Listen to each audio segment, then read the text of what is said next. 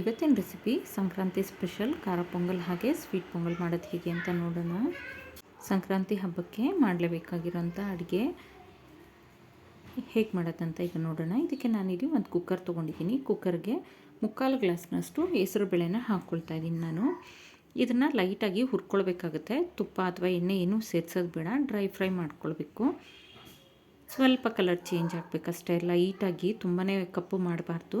ನಂತರ ಇಲ್ಲಿ ಅದಕ್ಕೇ 1 ಗ್ಲಾಸ್ನಷ್ಟು ಅಕ್ಕಿ ತೊಗೊಳ್ತಾ ಇದ್ದೀನಿ ನಾನು. ನೀವು ಯಾವುದೇ ಊಟಕ್ಕೆ ಬಳಸ್ತೀರಲ್ಲ ಅಕ್ಕಿ, ಅದು ಯಾವುದೇ ಅಕ್ಕಿ ಆದರೂ ತೊಗೊಳ್ಬೋದು. ಸೋನಾ ಮಸೂರಿ ಅಥವಾ ನಾರ್ಮಲ್ ರೈಸ್ ಯಾವುದಾದ್ರೂ. ಇದನ್ನು ಸ್ವಲ್ಪ ಲೈಟಾಗಿ ಫ್ರೈ ಮಾಡ್ಕೊಳ್ಬೇಕಾಗುತ್ತೆ. ತುಂಬಾ ಹುರ್ಕೊಳ್ಳೋದು ಬೇಡ. ನೋಡಿ, ಈ ಥರ ಮುಟ್ಟಿ ನೋಡಿದ್ರೆ ಬಿಸಿ ಇರಬೇಕು. ಸ್ವಲ್ಪ ಅಕ್ಕಿ ಎಲ್ಲ ಅಷ್ಟು ಸಾಕಾಗುತ್ತೆ, ತುಂಬ ಉರಿಬಾರ್ದು. ಈಗ ಇದನ್ನು ಚೆನ್ನಾಗಿ 2ರಿಂದ 3 ಸಾರಿ ತೊಳ್ಕೊಂಡಿದ್ದೀನಿ. ನಂತರ ಇದಕ್ಕೆ ನಾನಿಲ್ಲಿ 4 ಗ್ಲಾಸ್ನಷ್ಟು ನೀರನ್ನು ಸೇರಿಸ್ಕೊಳ್ತಾ ಇದ್ದೀನಿ. ಸ್ವಲ್ಪ ಬಿಸಿಗಿಟ್ಟಿದ್ದೆ ನೀರನ್ನು. ಈಗ ನೋಡಿ, ಪೂರ್ತಿಯಾಗಿ 4 ಗ್ಲಾಸ್ನಷ್ಟು ನೀರನ್ನು ಸೇರಿಸ್ಕೊಂಡಿದ್ದೀನಿ. ಹಾಗೆ 1 ಸ್ಪೂನ್ನಷ್ಟು ಎಣ್ಣೆ ಅಥವಾ ತುಪ್ಪನ ಸೇರಿಸ್ಬೇಕು. ಅದರಿಂದ ಉಕ್ಕಿ ಬರೋದಿಲ್ಲ ಹೊರಗಡೆಗೆ. ಇಲ್ಲಾಂತಂದರೆ ಹೆಸರುಬೇಳೆ ಹಾಕಿರೋದ್ರಿಂದ ನೀರು ಉಕ್ಕಿ ಬರುತ್ತೆ. ನೋಡಿ, ಇಲ್ಲಿ ಎಷ್ಟು ನುಣ್ಣಕ್ಕೆ ಬೆಂದಿದೆ. ಕಾಳಾಗಿ ಕಾಣಬೇಕು, ಆದರೆ ಮೆತ್ತಗೆ ಬೆಂದಿರಬೇಕು ಅನ್ನ ಮತ್ತು ಬೇಳೆ ಎಲ್ಲ. ಈಗ ಇದರಲ್ಲಿ ಸ್ವಲ್ಪ ರೈಸ್ನ ನಾನು ಪಕ್ಕಕ್ಕೆ ತೆಗೆದಿಟ್ಟು ಸ್ವೀಟ್ ಪೊಂಗಲ್ ಮಾಡ್ಕೊಳ್ಳೋಣ. ಮೊದಲಿಗೆ ಸ್ವೀಟ್ ಪೊಂಗಲ್ಗೆ ಇಲ್ಲಿ ನಾನು ಅನ್ನನ ಉಳಿಸಿಟ್ಕೊಂಡಿದ್ದೀನಿ. ನಂತರ ಇದಕ್ಕೆ ಬೆಲ್ಲ ಕರಗಿಸಿರುವಂಥ ನೀರನ್ನು ಸೇರಿಸ್ಕೊಳ್ತಾ ಇದ್ದೀನಿ. ನಾನಿಲ್ಲಿ ಅಚ್ಚು ಬೆಲ್ಲ ತೊಗೊಂಡಿದ್ದೀನಿ. ನೀವು ಯಾವುದೇ ಬೆಲ್ಲ ತೊಗೊಳ್ಬೋದು ಅಥವಾ ಪುಡಿ ಬೆಲ್ಲ ಈ ಟೈಮಲ್ಲಿ ಸಹ ಸೇರಿಸ್ಕೊಳ್ಬೋದು.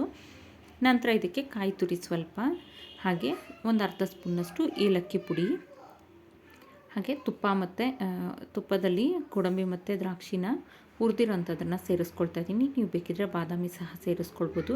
ಹಾಗೆ ಡ್ರೈ ಡೇಟ್ಸು ಅದನ್ನು ಸಹ ಸೇರಿಸ್ಕೊಳ್ಬೋದು. ನೀವು ನಿಮ್ಮ ಆಪ್ಷನಲ್ಲಿ ಯಾವ್ದು ಬೇಕು ಅದನ್ನು ಸೇರಿಸ್ಕೊಳ್ಬೋದು. ಇದಿಷ್ಟನ್ನು ಮಿಕ್ಸ್ ಮಾಡಿದ್ರೆ ಸ್ವೀಟ್ ಪೊಂಗಲ್ ರೆಡಿ ಆಗುತ್ತೆ. ಈಗಿಲ್ಲಿ ಖಾರ ಪೊಂಗಲ್ ಮಾಡ್ಕೊಳ್ಳೋದಕ್ಕೆ ಮಸಾಲೆ ರೆಡಿ ಮಾಡ್ಕೊಳ್ತಾ ಇದ್ದೀನಿ. 1 ಹಿಡಿಯಷ್ಟು ಕೊತ್ತಂಬರಿ ಸೊಪ್ಪು, ಹಾಗೆ ಖಾರಕ್ಕೆ ತಕ್ಕನಾಗೆ ಹಸಿರು ಮೆಣಸಿನ್ಕಾಯಿ ಸೇರಿಸ್ಕೊಳ್ಳಿ. ನಾನು 3 ಮೆಣಸಿನ್ಕಾಯಿ ಸೇರಿಸಿದ್ದೀನಿ. ನಂತರ 1 ದೊಡ್ಡ ಹಿಡಿಯಷ್ಟು ಕರಿಬೇವಿನ ಖಾರ ಪೊಂಗಲ್ ಇಲ್ಲಿ ಮಾಡ್ತಾ ಇರೋದು. ತುಂಬಾ ರುಚಿಯಾಗಿರುತ್ತೆ. ನಾರ್ಮಲ್ ಪೊಂಗಲ್ ತಿಂದು ಬೇಜಾರಾಗಿರೋರಿಗೆ ಇದಂತೂ ತುಂಬ ರುಚಿಯಾಗಿ ಅನಿಸುತ್ತೆ. ನಂತರ ಇಲ್ಲಿ ಒಂದು ಕಡಾಯಿ ತೊಗೊಂಡು ಕಡಾಯಿಗೆ ನಾನು ತುಪ್ಪ ಸೇರಿಸ್ಕೊಳ್ತಾ ಇದ್ದೀನಿ. ನೀವು ಬೇಕಿದ್ದಲ್ಲಿ ಎಣ್ಣೆ ತುಪ್ಪ ಎರಡನ್ನೂ ಮಿಕ್ಸ್ ಮಾಡಿ ಸಹ ಸೇರಿಸ್ಕೊಳ್ಬೋದು. ನಾನಿಲ್ಲಿ ತುಪ್ಪನ ಸೇರಿಸ್ಕೊಳ್ತಾ ಇದ್ದೀನಿ. ತುಪ್ಪ ಬಿಸಿಯಾದ ನಂತರ 1 ಸ್ಪೂನ್ನಷ್ಟು ಜೀರಿಗೆನ ಸೇರಿಸ್ಕೊಂಡಿದ್ದೀನಿ.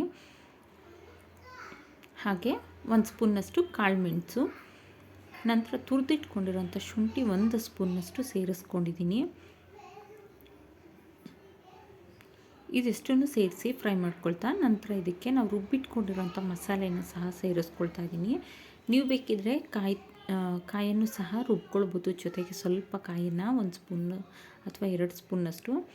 ಇಲ್ಲ ಬೇಡ ಅನ್ನೋರು ನಂತರ ನೀವು ಈ ಟೈಮಲ್ಲಿ ಕಾಯಿ ತುರಿನೂ ಸ್ವಲ್ಪ ಸೇರಿಸ್ಕೊಳ್ಬೋದು. ಅನ್ನ ಸೇರಿಸಿದ ನಂತರ ನಾನಿಲ್ಲಿ ಕಾಯಿ ತುರಿ ಬಳಸ್ತಾ ಇಲ್ಲ.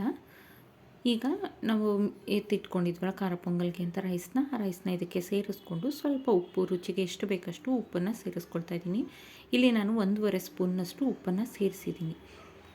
ಇದಿಷ್ಟನ್ನು ಸೇರಿಸಿ ಅದೇ ಮಿಕ್ಸರ್ ಜಾರಿಗೆ ನೀರನ್ನು ಸೇರಿಸ್ಕೊಂಡು ಆ ನೀರನ್ನೀಗ ಇದಕ್ಕೆ ಹಾಕ್ಕೊಳ್ತಾ ಇದ್ದೀನಿ, ಅನ್ನ ಬೆಂದಿರೋಂಥದ್ದಕ್ಕೆ. ನೀವು ಬೇಕಿದ್ರೆ ಹೆಸರುಬೇಳೆ ಮತ್ತು ಅಕ್ಕಿ ಸಮ ಪ್ರಮಾಣದಲ್ಲಿ ಸಹ ತೊಗೊಳ್ಬೋದು. ನಾನಿಲ್ಲಿ 3/4 ಗ್ಲಾಸ್ನಷ್ಟು ಹೆಸರುಬೇಳೆ ಹಾಗೆ 1 ಗ್ಲಾಸ್ ಅಕ್ಕಿನ ತೊಗೊಂಡಿದ್ದೀನಿ. ಇದಿಷ್ಟನ್ನು ಈಗ ಮಿಕ್ಸ್ ಮಾಡಿಕೊಡೋಣ. ಚೆನ್ನಾಗಿ ಮಿಕ್ಸ್ ಮಾಡಬೇಕು. ಬೇರೆ ಪೊಂಗಲ್ ರೆಸಿಪಿ ಸಹ ಚಾನಲಲ್ಲಿದೆ, ಒಂದು ಸಾರಿ ಸರ್ಚ್ ಮಾಡಿ ನೋಡ್ಬೋದು. ಈಗಿಲ್ಲಿ ಬಿಸಿ ನೀರನ್ನು ಸೇರಿಸ್ತಾ ಇದ್ದೀನಿ ನಾನು. ಸ್ವಲ್ಪ ಒಂದು ಅರ್ಧ ಗ್ಲಾಸ್ನಷ್ಟು ನೀರನ್ನು ಸೇರಿಸ್ಕೊಂಡ್ರೆ ಸಾಕು. ನೀವು ಗಟ್ಟಿಯಾಗಿ ಬೇಕು ಪೊಂಗಲ್ ಅನ್ನೋರು ನೀರನ್ನು ಏನೇ ಆ್ಯಡ್ ಮಾಡೋದು ಬೇಡ. ಹಾಗೆಯೇ ಮಸಾಲೆನ ಹಾಕಿ ಮಿಕ್ಸ್ ಮಾಡಿ ಕೊಟ್ಟರೆ ಗಟ್ಟಿ ಪೊಂಗಲ್ ಆಗುತ್ತೆ. ನಾನಿಲ್ಲಿ ಸ್ವಲ್ಪ ಮೀಡಿಯಮ್ ಕನ್ಸಿಸ್ಟೆನ್ಸಿಯಲ್ಲಿ ಮಾಡ್ಕೊಳ್ತಾ ಇದ್ದೀನಿ. ಈಗ ಉಪ್ಪು ಖಾರ ಚೆಕ್ ಮಾಡ್ಕೊಳ್ಳಿ. ಉಪ್ಪು ಖಾರ ಕರೆಕ್ಟಾಗಿ ಹಾಕ್ಕೊಂಡ್ರೆ ರೆಡಿ ಆಯಿತು ಖಾರ ಪೊಂಗಲು.